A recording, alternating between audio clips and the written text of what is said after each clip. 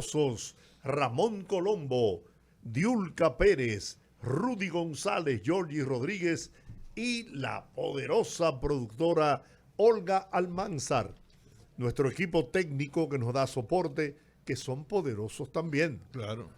Estamos en Rumba 98.5 FM en la capital dominicana. Y en Santiago, la ciudad corazón Premium 101.1 FM para toda la región del Cibao. Buenas tardes, muy buenas queridos tardes. amigos. Buenas tardes, Georgie. Buenas tardes, Rudy. ¿Todo bien? Todo bien. Cuéntenme algo. Bueno, arranca. te voy a contar lo siguiente. Dime.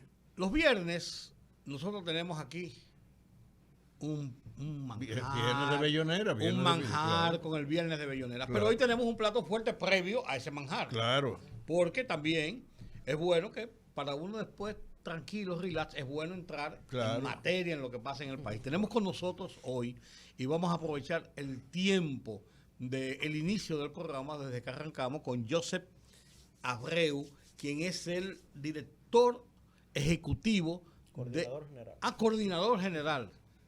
Sí, porque hay un coordinador y un director ejecutivo. Sí, coordinador general. Ese es el que se rota cada año, cada 2 años. Coordinador general de participación ciudadana. Ese es el jefe de participación ciudadana.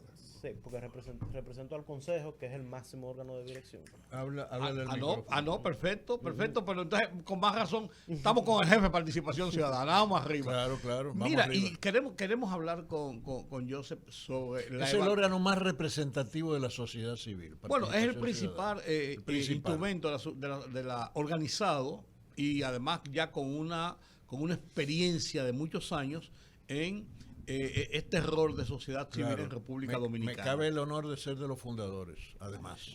A mí me cabe el honor de chocar de vez en cuando con ellos, pero son amigos míos todos. Eso es lo bueno. Eso es lo bueno de un país democrático. Claro. ¿Qué va? La disertación es parte de la democracia. Claro que sí, eso es lo que enriquece el debate. Lo que uno no debe hacer es ir a la diatriba, al insulto. No es necesario. Yo, en lo personal, ya que cada uno expuso su valoración, ¿no? Yo sí coincido casi siempre con participación ciudadana. En especial porque las posiciones que asume las hace en beneficio de la democracia en la República Dominicana. Pues yo no discuto eso, pero a veces en la forma como ellos lo plantean, yo no estoy de acuerdo, pues más nada, pues está bien, pues vamos arriba. Vamos a hablar con Joseph. Ustedes hacen cada año, y sería muy bueno comenzar por este informe que ustedes acaban de emitir, ustedes hacen cada año una evaluación, un balance de todo el trayecto del año en diferentes escenarios de la vida dominicana. Correcto. ¿Cuál es el balance en sentido general y cuáles son los puntos principales que ustedes ven? Que nosotros, no enjuiciando gobierno o sociedad o partido o nadie, sino cómo el país se ha desenvuelto a lo largo de este año dentro de sus instituciones. Sí, el balance de este año, del año 2022, lo enfocamos en 6 puntos principales, principalmente en las reformas institucionales que fueron sometidas ante el CES. También lo vimos o estuvimos viendo la evolución de la transparencia y la lucha contra la corrupción, y principalmente el ejercicio o las acciones de los órganos de control del Estado Dominicano, de control del gasto público. Evaluamos también el sector justicia. Incluimos también dentro del balance del año la situación del tema con el vecino país de Haití, el tema migratorio y la crisis que vive ese país. Igual temas de los derechos humanos, reforma policial y el desempeño económico de la República Dominicana. En materia de las reformas institucionales, nos encuentra o nos concluye el año 2022 con un retraso importantísimo de cara a las 13 reformas que se sometieron, de las cuales se completaron las discusiones de 7 de las... Pero ninguna se ha puesto en ejecución. Exactamente, ninguna se ha concretado, ninguna se ha presentado. Lo único que tuvimos en este año 2022 fue la aprobación de la ley de extinción de dominio, que aporta una herramienta al Ministerio Público y al Estado en general. En la ¿Cuántas lucha. fueron, tú dices, Joseph, que se 13 reformas se sometieron al CES. Algunas se retiraron, como la de reforma fiscal. O se pospusieron. Se pospuso, lo que significa es que se retiró del debate. Se retiró. Y la reforma constitucional. la reforma Que se constitucional. retiró del debate, que se eliminó, sino que se retiró del debate. Sí, por eso indicamos que de las 13, 7, principalmente en materia electoral, en materia prosperaron. Se completaron las discusiones. Por pero eso no, prosperó la discusión de las mismas. el debate, ¿Qué es lo que va al CES? Realmente el CES no tiene la fuerza deliberatoria. sí, sin embargo, dentro de todas esas reformas, la que más nos ha preocupado por la premura que tenemos con el tema de la próxima campaña electoral son las reformas del régimen electoral, la ley de partido y la ley 15 y 19 del régimen electoral, que ya la Junta depositó los proyectos de los cuales nosotros coincidimos, hicimos nuestros aportes y coincidimos con la mayoría de los puntos que ahí se integran y que son altamente necesarias porque sabemos las falencias que tuvieron las leyes en el proceso electoral pasado, las debilidades que se vieron en la organización de las elecciones y sobre todo que fueron mutiladas por el Tribunal Constitucional, la mayoría, varios de sus artículos, y estamos ante una ley que no garantiza el ejercicio pleno. Es bueno explicar, es bueno explicar, ahí mismo yo le es bueno explicar, para que la gente entienda, cuando Joseph dice que se sometió a la Junta y la Junta la sometió, es porque el CES o los organismos del CES no tienen fuerza constitucional para someter proyectos al Congreso, pero en el caso electoral específicamente la Junta sí está facultada a presentar un proyecto ante el Congreso, ¿no? Para que la gente entienda que va a decir, bueno, nosotros, y se lo devolvimos a ellos, es el mecanismo. Sí, correcto, es así. Pero las discusiones y las conclusiones, los disensos claro. y consensos surgidos en el CES fueron incluidos dentro de la Junta y obviamente las comunicaciones que depositaron, las observaciones que depositaron los diferentes actores políticos. Las evaluaciones que ha hecho Participación Ciudadana, ¿qué han revelado? ¿Hay interés o no en los partidos políticos en que se apruebe una reforma, que se reforme la ley del régimen electoral y de los partidos políticos?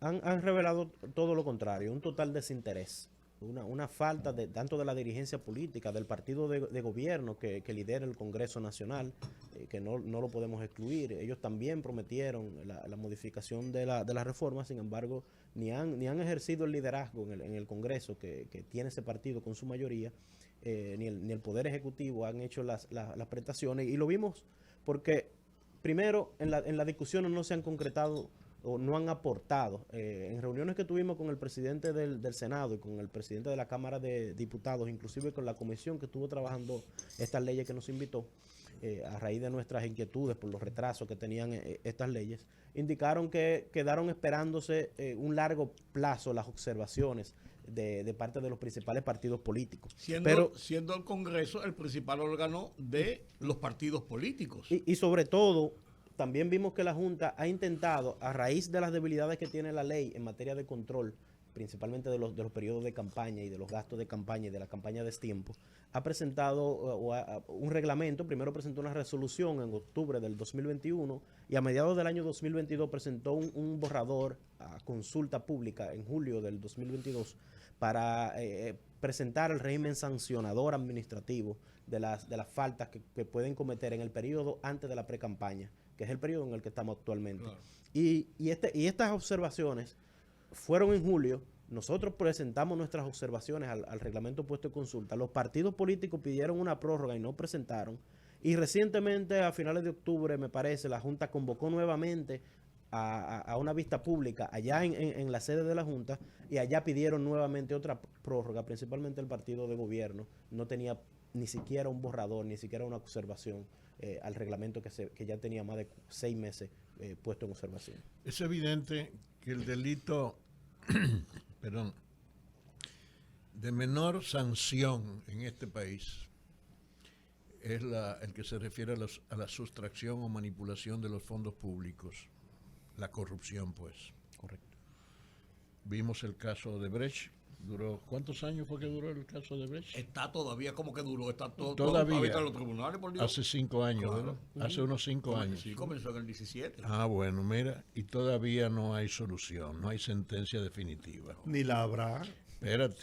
Entonces, todo esto es consecuencia de un hecho más que evidente: la manipulación de la justicia por parte del liderazgo político de este país. Que no cabe duda. De los partidos más importantes, por lo menos, y de los expresidentes que resultan involucrados en todos esos hechos, ni se diga. Sin embargo, no hemos visto que ninguna organización, y creo que Participación Ciudadana puede protagonizar eso, haya propuesto una reforma del Poder Judicial para que se constituya una corte especial, totalmente independiente, para juzgar ese tipo de casos.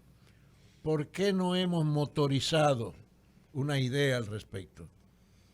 Mire, Participación Ciudadana ha hecho muchos aportes en materia del sector o en el marco de las leyes del sector del Poder Judicial que tenemos actualmente. Ajá.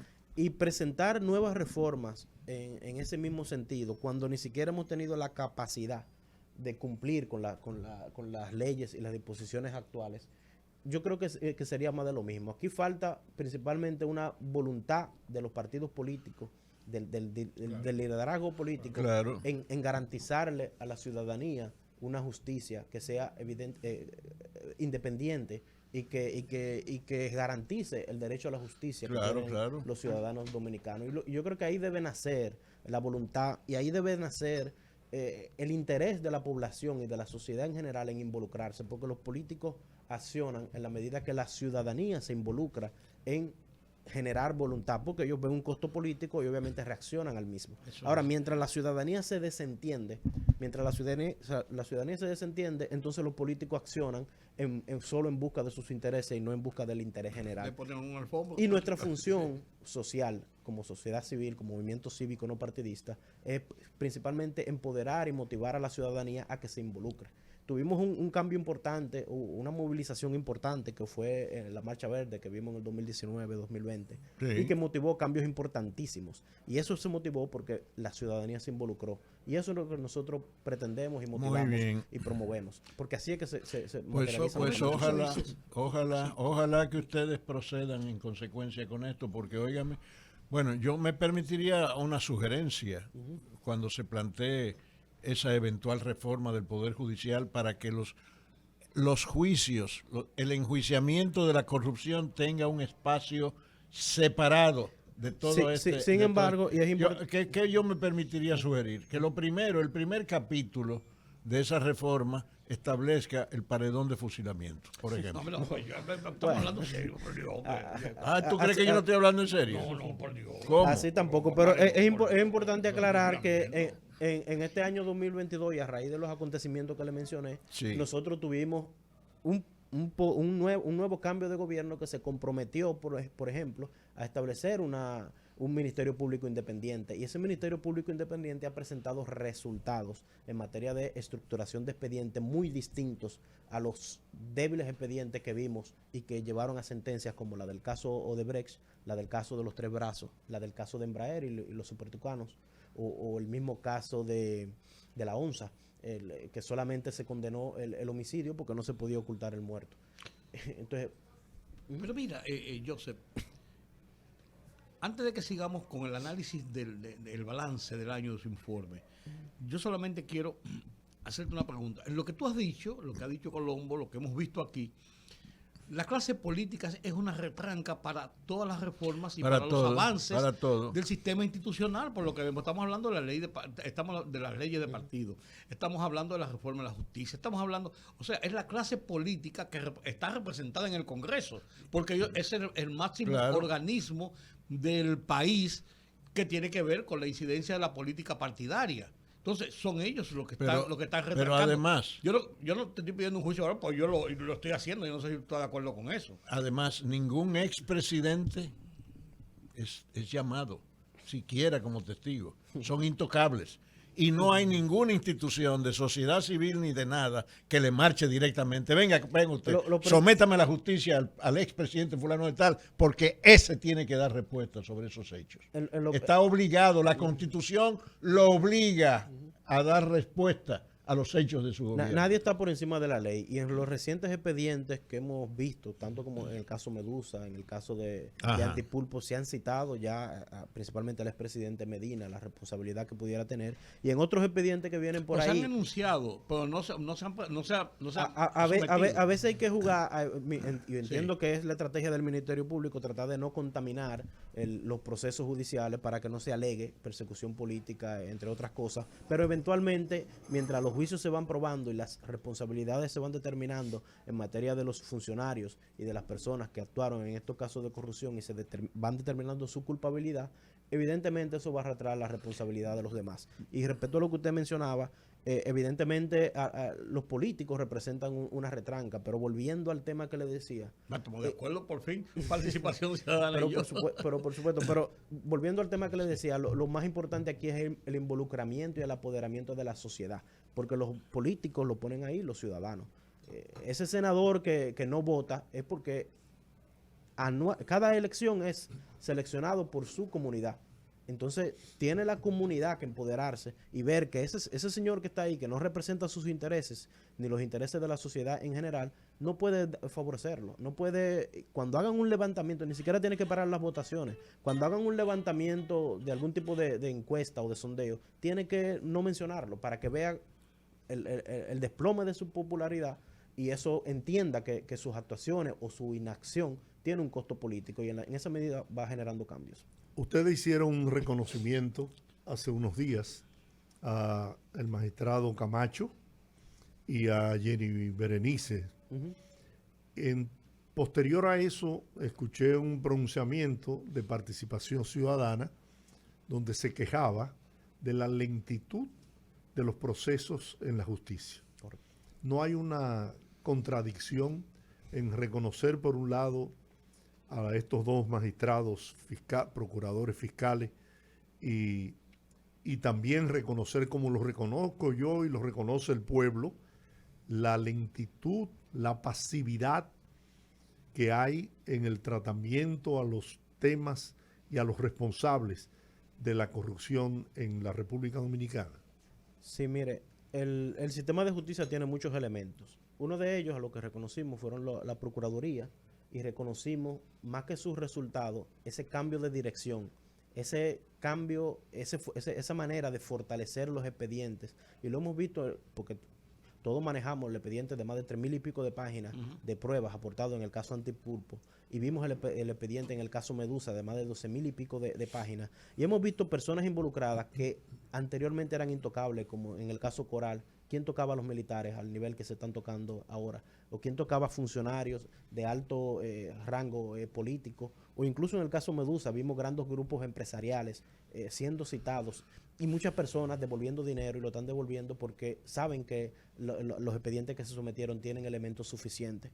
Ahora, otro elemento de ese y que fue el que nos generó la preocupación, nació fundamentalmente de dos aspectos. Uno, las sentencias que surgieron de los casos Odebrecht, de los casos Supertucano y del caso de los Tres Brazos, donde se dictó un no al lugar, que vimos esa manera del sistema de justicia ya orientándonos al Poder Judicial, a los tribunales, de ser o tener un criterio que es muy favorable a los imputados. Independientemente sabemos que esos expedientes se estructuraron en una procuraduría que estuvo comprometida. Había elementos como el caso de los Tres Brazos, donde se estableció una comisión que investigó el hecho y a raíz de la cual se sometió una acusación. Sin embargo, se dictó un no lugar. O sea, no hubo ni siquiera una sentencia mínima que tú pudieras indicar que se evaluó o que se ponderó al menos una de las pruebas. Pero eso va a ser peor si se aprueba, a final de cuentas, el Código Procesal Penal que está dando vuelta en el Congreso, porque es mucho más garantista de esos. Pero incluye más tipificaciones, amplía las tipificaciones y la nueva forma de delito. Eso sí. Incluye tipificación penal en materia de personas jurídicas, entre otros elementos que puede haber un balance. Que puede haber una compensación. Pero a raíz de esa sentencia, a nosotros nos generó una preocupación de que el Poder Judicial en materia de tribunales no pudiera estar a la altura al momento de juzgar estos expedientes y que pueda ser demasiado beneficioso o demasiado favorable de cara a los imputados cuando le toque juzgar estos expedientes en los juicios de fondo. Y eso nos generó una preocupación. Sin embargo, lo que valoramos aquí o lo que reconocimos fue el cambio de enfoque, la manera de estructurar con fortaleza los expedientes y obviamente el accionar del Ministerio Público ahora mismo no tiene limitaciones. Ellos imputan a todo el que se verifique que tuvo una responsabilidad independientemente del poder fáctico que represente. Afortunadamente tenemos organizaciones, entre ellas Participación Ciudadana, que han asumido la bandera de la lucha contra la corrupción y la impunidad. Porque si bien es cierto que la corrupción es un cáncer, la impunidad es un cáncer terminal. La impunidad la consiente, la consiente y la estimula incluso. La estimula. La motiva. Así es. Porque cuando no hay régimen de consecuencia para el que se roba los recursos públicos. O permite que roben. Exacto. Se convierte en un modelo de éxito que se repite. Entonces, bueno, yo pienso que esa lucha que ustedes libran no será en vano. Este pueblo decidió depositar sus votos en las pasadas elecciones para que precisamente cesara esa carrera corrupta y de impunidad que se había adueñado de la República Dominicana. No hay dudas de eso.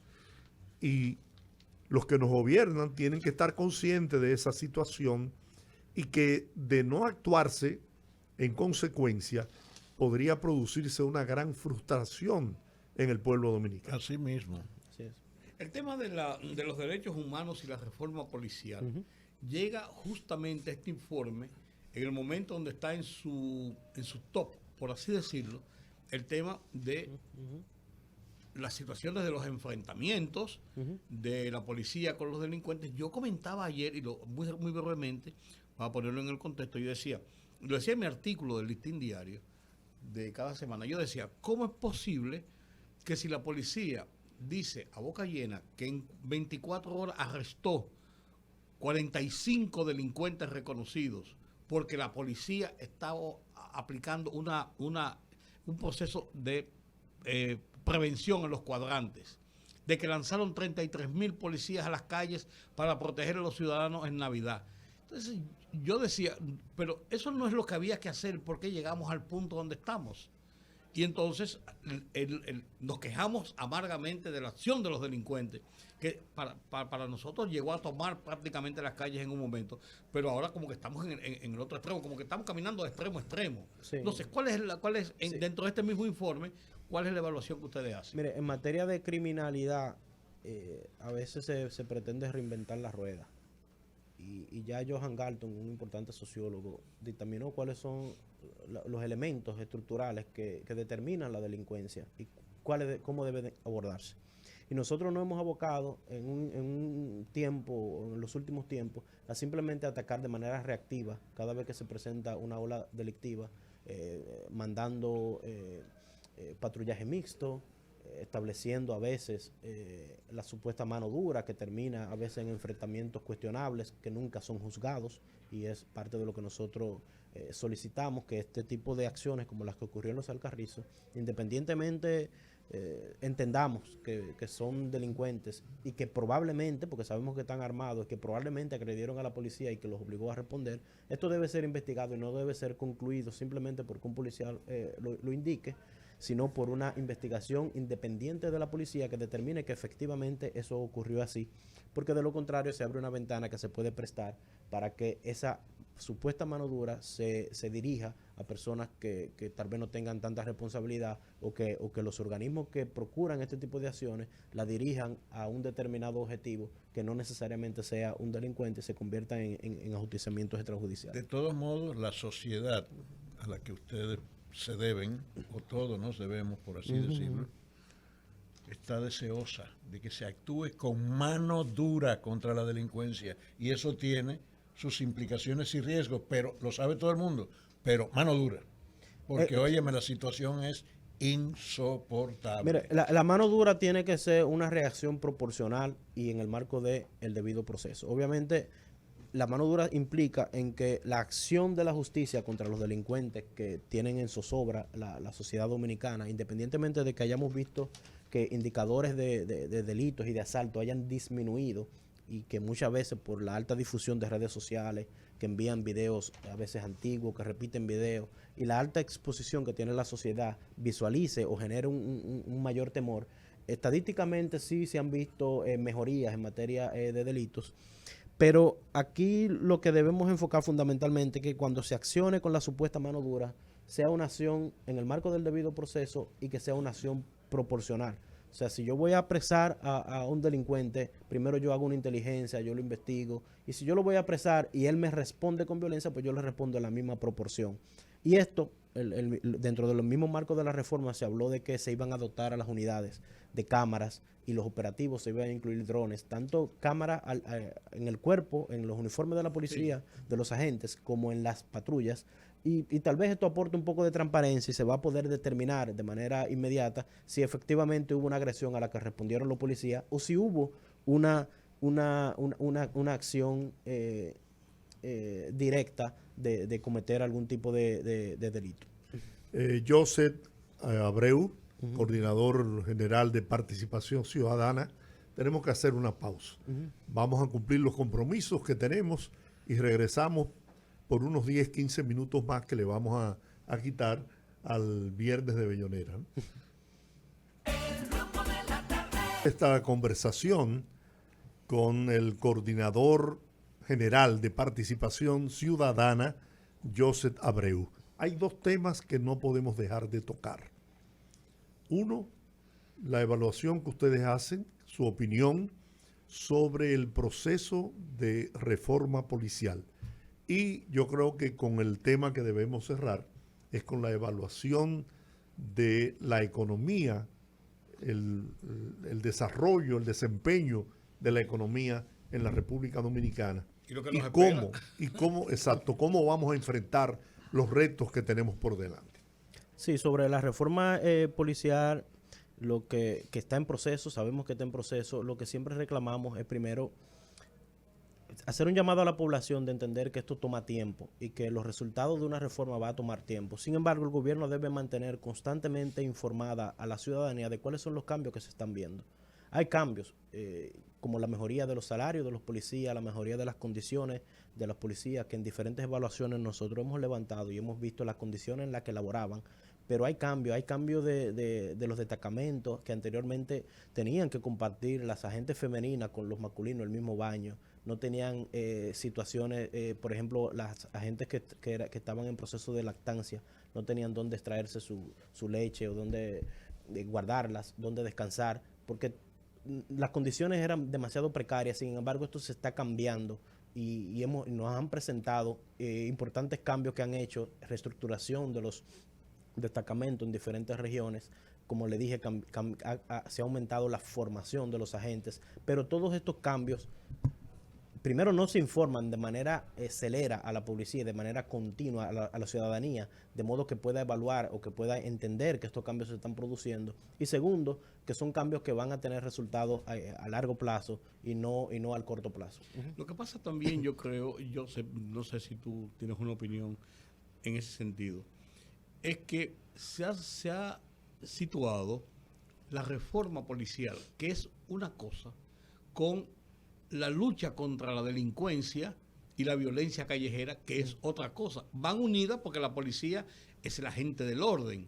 Pero una cosa necesariamente no tiene que ver con la otra. Pero sí también impacta, además de eso, en el hecho de que, por lo menos en el caso de los Alcarrizos, por ejemplo, había 2 policías en la banda. Entonces la gente dice, caramba, es que son los mismos policías los que son los bandoleros. O sea, hay una confusión en esto de establecer o de hacer o de que la gente ha entendido, para no decir que se ha tratado de inducir a esto, que la reforma policial va a ser la solución de la lucha contra la delincuencia.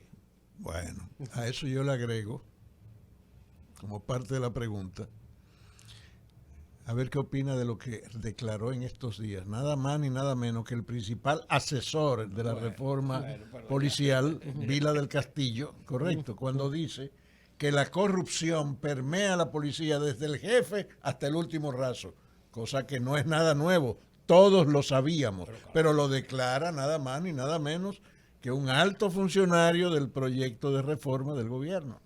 Y lo importante agregar a esa declaración, que nosotros sí entendimos demasiado generalización en la misma, si bien es cierto que la corrupción no solo en la policía, sino casi en todas las estructuras, y lo vimos en la Procuraduría con el caso Medusa, lo vimos en el gobierno en gestiones pasadas, incluso en gestiones de este gobierno donde altos funcionarios se han visto comprometidos o cuestionados. La corrupción permea casi todo, y principalmente la policía con su precariedad no iba a ser una excepción. Ahora, generalizar es un peligro. Claro. Y es importante también, dentro de ese marco, las declaraciones que dio el jefe Guillermo Guzmán Fermín, indicando o recomendándole al señor intendente de la reforma, Vilas Castillo, que mirara a su alrededor. O sea, que él también entendía que todavía esos cambios que supuestamente ya no estaban, o esas situaciones que supuestamente ya no estaban en la actual gestión, él entiende, señor, que persisten. Y son parte de los temas que debemos observar.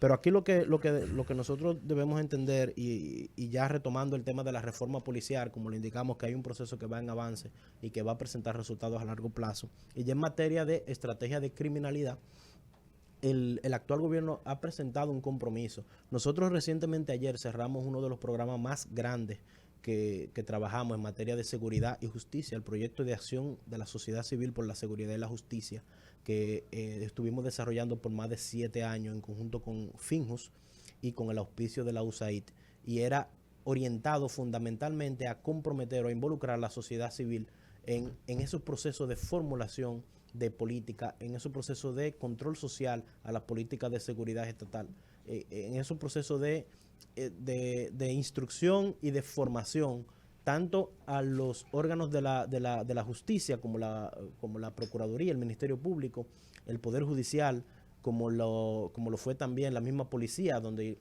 hicimos diferentes levantamientos de las condiciones en las que trabajaban y de las sugerencias que resultaron de esos estudios de qué debía cambiarse para nosotros tener agentes que tengan la calidad para ejercer el servicio que la ciudadanía quiere.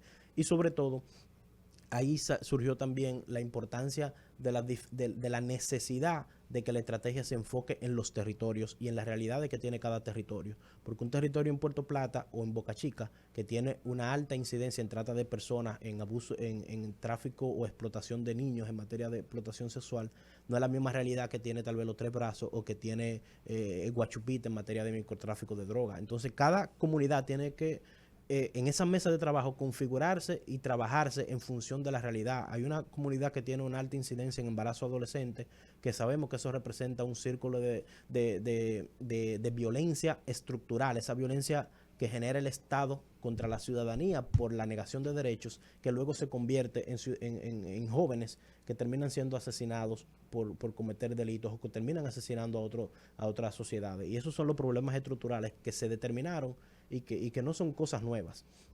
Entonces hay que hacer es unirlo dentro de un gran problema. Claro, y trabajarlo y comprometerse con todo. Y sí, comprometerte con eso. Y hay que reconocer que esta es una de las administraciones y que nosotros valoramos esas acciones y ese compromiso que asume en materia de trabajar una estrategia de seguridad nacional con ese enfoque. Y lo vimos porque en el marco de ese estudio se recomendaron más de 170 comités o mesas en las diferentes regiones de municipios del país.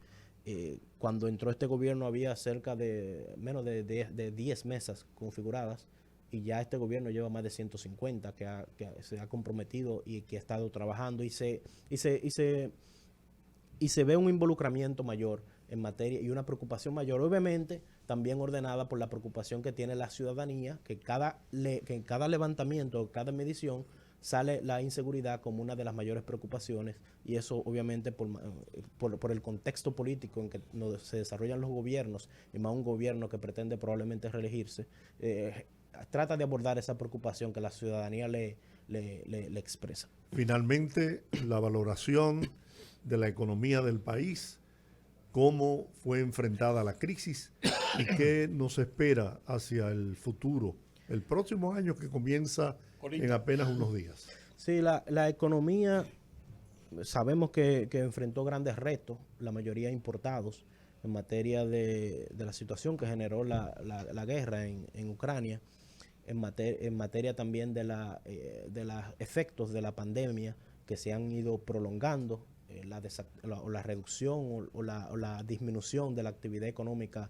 de China, Estados Unidos, que tiene un impacto en esta economía globalizada con las economías de los países subdesarrollados, y sumando a eso la gran demanda de servicios, de subsidios que generó ese déficit que se produjo durante la pandemia por alta cantidad de desempleo que se generó por esa crisis económica que generó y que puso a muchas personas en una situación de necesidad de fondos y de servicios sociales, y eso requiere obviamente una alta inversión de servicio económico. También estuvo la situación de mantener y controlar la tasa cambiaria, y también estuvo la situación de mantener y controlar la inflación, que incluyó grandes subsidios, por ejemplo, a los combustibles para evitar las altas alzas en los precios de la canasta familiar, o por lo menos que no se disparara más allá de... Claro. Y obviamente uno de los puntos negativos que tiene esto es que no se podían establecer más impuestos, que son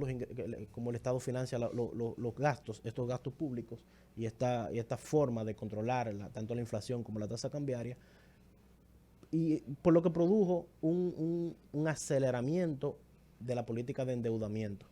Y esto obviamente va a tener sus repercusiones. Tiene sus repercusiones, aunque si lo miramos de manera absoluta, este ha sido uno de los gobiernos que se ha endeudado incluso más, a un mayor ritmo que gobiernos pasados, pero a nivel proporcional tal vez tú lo ves y no es tan agresivo como se pretende, porque igual el PIB también ha ido aumentando, y igual el presupuesto ha ido aumentando. Por lo menos se ha movido la economía. Sin embargo, sí, y se ha movido porque se ha movido a pesar de que hubo restricción en materia de inversión en capital, y en otros factores que tuvieron un impacto. Sin embargo, según las informaciones del Banco Central, de la CEPAL, del Fondo Monetario Internacional, nosotros vamos a crecer alrededor de un 5%.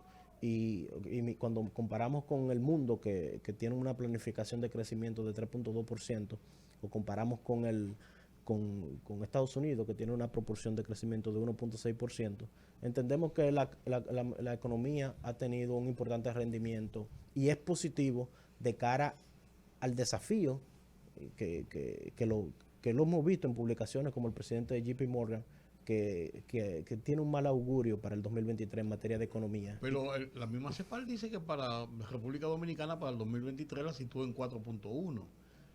Igual se mantiene un crecimiento importante. Sí, claro, por encima incluso del de América Latina, que va a ser de entre 2.9 y 3, dicen ellos, en el informe que emitieron esta semana. Pero vienen grandes retos de cara al próximo, y obviamente esperemos que no se aumenten conflictos como el tema de Ucrania, que no tenga una mayor escalada, o que no se agreguen nuevos conflictos como algunos que se pueden vislumbrar por Corea del Norte y esos lugares.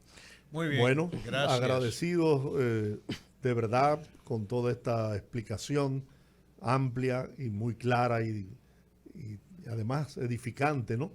Para nuestra audiencia. Yo estuvimos de acuerdo, Joseph y yo, sí. Para que tú veas que no todo es tan malo, ¿verdad? Desearle a usted y a todos los miembros de Participación Ciudadana que en este próximo año sigan trabajando en beneficio de la República Dominicana y su democracia. Gracias. Este será un año de retos, porque es un año preelectoral, y nosotros ya hemos monitoreado que se han destinado en el presupuesto aumentos importantes, que ya se vio en este año de la nómina pública en el presupuesto y de la publicidad. Y eso es un indicador preocupante de cara a un año preelectoral. Lo de la publicidad no me preocupa. Bueno, a usted tal vez no le preocupe como medios de comunicación, pero a nosotros como políticas clientelares que hemos visto y que hemos monitoreado, sí nos preocupa bastante. Está bien, gracias. Bien, muchas gracias, Joseph Abreu, coordinador general de Participación Ciudadana, habló con el pueblo dominicano a través de El Rumbo de la Tarde. Sintoniza